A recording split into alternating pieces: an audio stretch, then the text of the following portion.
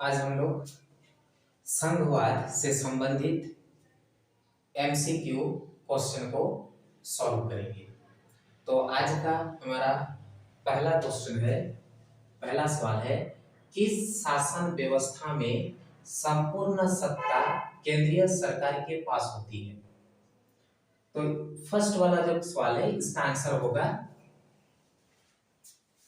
एकात्मक शासन व्यवस्था। किस प्रकार की शासन व्यवस्था? किस शासन व्यवस्था में? तो एकात्मक शासन व्यवस्था में पूरी सत्ता केंद्रीय सरकार के पास होती है। अगला सवाल है, किस शासन व्यवस्था में सत्ता का केंद्र और राज्यों के बीच विभाजन होता है? केंद्र और राज्यों के बीच विभाजन होता है। तो इसका आंसर होगा संघात्मक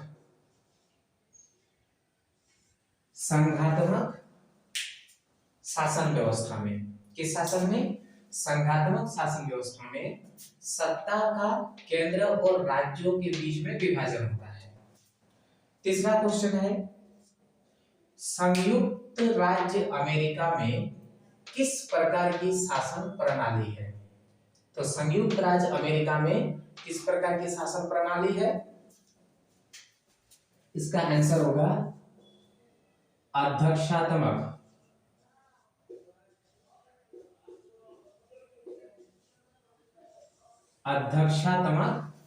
शासन प्रणाली है। अमेरिका में किस प्रकार की शासन प्रणाली है? अध्यक्षात्मक शासन प्रणाली है। भारत में किस प्रकार की शासन व्यवस्था है? अब इंडिया में देखेंगे तो भारत में किस प्रकार की शासन व्यवस्था है? भारत में संघीय शासन व्यवस्था है। संघीय शासन व्यवस्था। अमेरिका में हम लोग देखें संयुक्त राज्य अमेरिका में अध्यक्षात्मक शासन व्यवस्था, और भारत में इंडिया में देखेंगे तो संघीय शासन व्यवस्था है। क्वेश्चन नंबर 5, केंद्र और राज्यों के बीच, केंद्र सरकार और राज्य सरकार के बीच सत्ता का बंटवारा कितनी सूचियों में किया गया है? तो इसका आंसर होगा 3 सूचियों में। कितनी सूचियों में? 3 सूचियों में बंटवारा किया गया है। नेक्स्ट क्वेश्चन, क्वेश्चन नंबर 6, राज्य सरकार किस सूची के विषयों पर कानून बनाने की शक्ति रखता है? कौन सी गवर्नमेंट का देखना है? स्टेट गवर्नमेंट का। तो किस विषय के सूचियों पर, ठीक है, यहाँ पर कौन सी विषय होगी जिस पर स्टेट गवर्नमेंट कानून बनाने की शक्ति रखता है? तो इसका आंसर होगा राज्य सूची। क्या होगा इसका आंसर? इसका आंसर हो जाएगा राज्य सूची के विषयों पर राज्य सरकार कानून बनाने की शक्ति रखता है। नेक्स्ट क्वेश्चन है क्वेश्चन नंबर 7। क्वेश्चन नंबर 7 में है, केंद्र सरकार किस सूची के विषयों पर कानून बनाने की शक्ति रखता है? तो यहाँ पर सेंट्रल गवर्नमेंट का पूछा है, केंद्रीय सरकार का किस सूची के विषय पर कानून बनाने की शक्ति रखता है? तो इसका आंसर होगा कौन सी सूची? संघ सूची। संघ सूची। किस सूची पर? संघ सूची में जो विषय आएंगे उस पर केंद्र सरकार कानून बनाने की शक्ति रखता है। नेक्स्ट क्वेश्चन, क्वेश्चन नंबर 8, संघ सूची, राज्य सूची और समवर्ती सूची के द्वारा राज्यों और केंद्र के बीच किन शक्तियों को बांटा गया है? 3 सूची में, संघ सूची, राज्य सूची और समवर्ती सूची के द्वारा किनके बीच? राज्यों और केंद्र के बीच, यानी राज्य सरकार और केंद्र सरकार के बीच किन शक्तियों का या अधिकारों को बांटा गया है? तो इसका आंसर होगा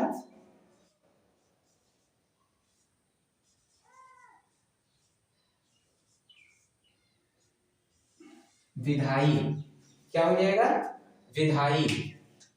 क्वेश्चन नंबर 9, प्रतिरक्षा विदेशी मामले, बैंकिंग, संचार जैसे राष्ट्र महत्व के विषय को किस सूची में रखा गया है? कौन कौन सा? प्रतिरक्षा, विदेशी मामले, बैंकिंग, संचार, ये सब किस सूची के अंतर्गत आते हैं? तो ये राष्ट्रीय महत्व के विषय है, ये किस सूची में आएंगे? संघ सूची। इसका आंसर होगा संघ सूची।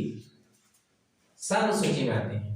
क्वेश्चन नंबर 10, क्वेश्चन नंबर 10 में है पुलिस, व्यापार, कृषि, सिंचाई जैसे प्रांतीय महत्व के विषय। ये देखो क्षेत्रीय महत्व के विषय है। कौन कौन सा? पुलिस, व्यापार, कृषि, सिंचाई। तो ये किस सूची में आते हैं? इसका आंसर होगा राज्य सूची। राज्य सूची किसके अंतर्गत आते हैं? ये सब राज्य सूची के अंतर्गत आते हैं। क्वेश्चन नंबर 11, 11वां क्वेश्चन, 11 नंबर का क्वेश्चन है किस सूची के विषयों पर कानून बनाने का अधिकार राज्य सरकार और केंद्र सरकार दोनों को होता है? यानी इसमें राज्य सरकार और केंद्र सरकार दोनों कानून बना सकते हैं। तो किस सूची के विषय पर होगा? तो इसका आंसर होगा जिस पर दोनों कानून बनाते हैं समवर्ती सूची। कौन सा सूची होगा? समवर्ती सूची। समवर्ती सूची। तो समवर्ती सूची में राज्य सरकार और केंद्र सरकार दोनों कानून बना सकते हैं। अगला question, question number 12, question number 12 में है समवर्ती सूची के किसी विषय पर केंद्र और राज्य के बीच विवाद होने पर किसका कानून लागू होता है? देखो अगर दोनों के बीच में विवाद हो गया, क्योंकि समवर्ती सूची में तो राज्य सरकार और केंद्र सरकार दोनों कानून बना सकते हैं, लेकिन यदि कानून बनाने के समय किसी विषय पर अगर दोनों के बीच में विवाद हो गया तो किसका कानून लागू होगा? तो किसका कानून लागू होगा?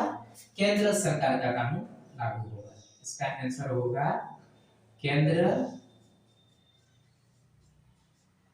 सरकार। किसका कानून लागू होगा? केंद्र सरकार का कानून लागू होगा। नेक्स्ट क्वेश्चन है क्वेश्चन नंबर 30, क्वेश्चन नंबर 30, केंद्र और राज्य सरकारों के बीच में होने वाले विवादों का निपटारा कौन करता है? अगर दोनों के बीच विवाद हो गया, केंद्र सरकार और राज्य सरकार के बीच, दोनों के बीच में जो विवाद होता है उसका निपटारा कौन करता है? कौन निपटारा करेगा? तो इसका आंसर होगा न्यायपालिका। कौन करेगा विवादों का निपटारा? तो विवादों का निपटारा न्यायपालिका करेगा। क्वेश्चन नंबर 14, नेक्स्ट क्वेश्चन है 14 नंबर का, केंद्र और राज्य सरकार द्वारा स्थानीय सरकार को सत्ता देने की प्रक्रिया को क्या कहते हैं? इसका आंसर होगा विकेंद्रीकरण।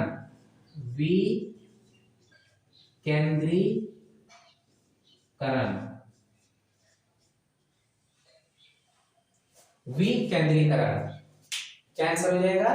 विकेंद्रीकरण।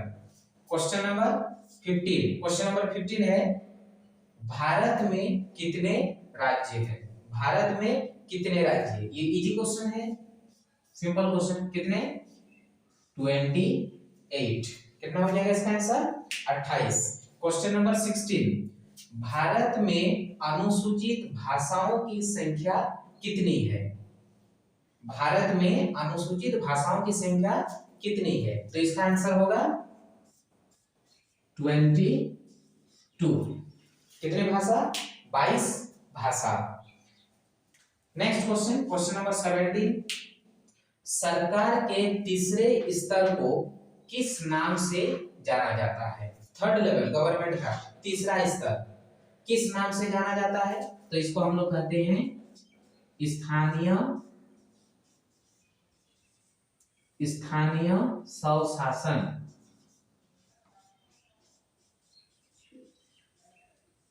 स्थानीय स्वशासन।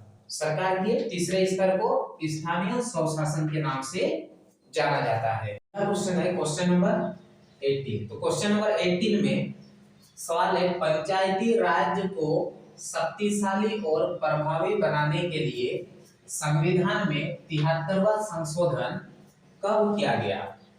तो कब किया गया था? ये किया गया था 1992 में, 1992 में। अगला क्वेश्चन, क्वेश्चन नंबर 19, पंचायती राज की प्रमुख इकाई क्या है? तो पंचायती राज की प्रमुख इकाई क्या है? प्रमुख इकाई है ग्राम सभा। क्या होगा इसका आंसर? इसका आंसर होगा ग्राम सभा।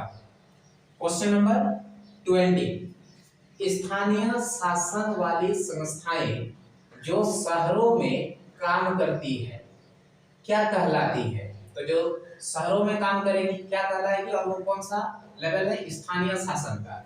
तो इसका आंसर होगा नगर पालिका, नगर पालिका और होगा नगर निगम, नगर निगम, नगर पालिका और नगर निगम। Next question, question number 21, question number 21 में है नगर निगम के प्रमुख को क्या कहते हैं? अब नगर निगम के प्रमुख को क्या कहते हैं? तो इसका आंसर होगा नगर निगम के प्रमुख को क्या कहा जाता है? मेयर। क्या कहते हैं?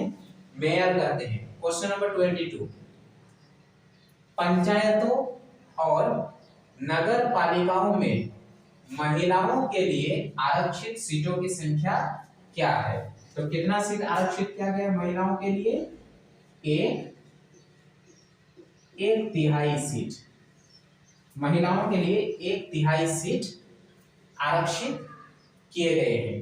किसमें? पंचायतों में और नगर पालिकाओं में। नेक्स्ट क्वेश्चन है क्वेश्चन नंबर 23। क्वेश्चन नंबर 23 में है देश की सबसे बड़ी भाषा हिंदी भाषा कितने प्रतिशत लोगों की मातृभाषा है? तो कितने प्रतिशत लोगों की मातृभाषा है? इसका आंसर होगा 44%। 44% लोगों की मातृभाषा है। क्वेश्चन नंबर 24, क्वेश्चन नंबर 24 है पंचायत और नगर पालिका चुनाव कौन कराता है? पंचायत का चुनाव और नगर पालिका का चुनाव कौन कराता है? तो इसका आंसर होगा राज्य चुनाव आयोग, राज्य चुनाव आयोग ये पंचायत और नगर पालिका का चुनाव कराता है। Last question, question number 25, question number 25 है शिक्षा, वन, विवाह, मजदूर संघ जैसे विषय किस सूची में आते हैं? तो कौन कौन सा विषय है? शिक्षा है, वन है, विवाह है, मजदूर संघ है, गोद लेना, उत्तराधिकारी, ये जैसे विषय किस सूची में आते हैं? तो इसका आंसर होगा समवर्ती सूची, समवर्ती सूची। यह सब समवर्ती सूची के विषय है।